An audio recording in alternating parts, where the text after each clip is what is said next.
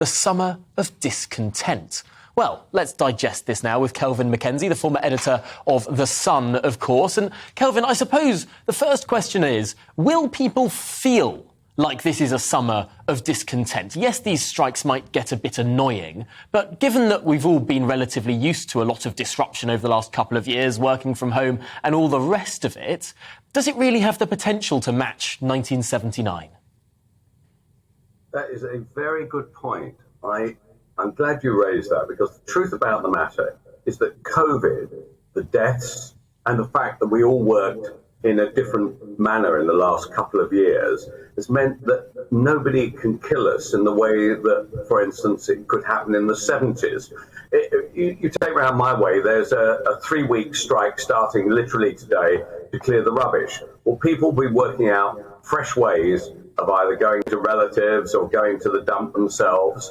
And if you take the trains, the truth about the matter is that the southeast, where I live, is a massive commuter area. So on that basis, all that's happening is that instead of going to work 3 days a week and working to a home, they're switching it round the other way and not going by trains, and endangering the very job security of the people who are going on strike, who are going to lose their jobs anyway. By the way, the world is changing. We're not going by train as much, and the southeast was a unique European, right? Nowhere in the world has that kind of commuter effect that the southeast has had. So southwestern trains will be in bigger trouble financially than they are right now. So it is true that we can't be killed anymore. However, is it right that people can simply decide when they have important jobs to do? For instance, what's going to happen if it's true that the NHS is going to be hit by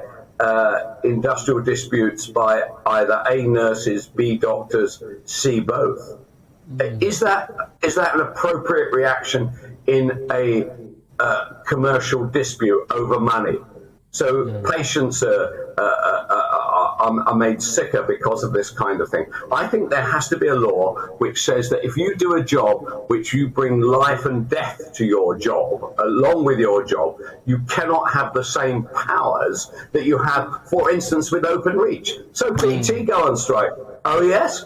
Who cares whether they go on strike?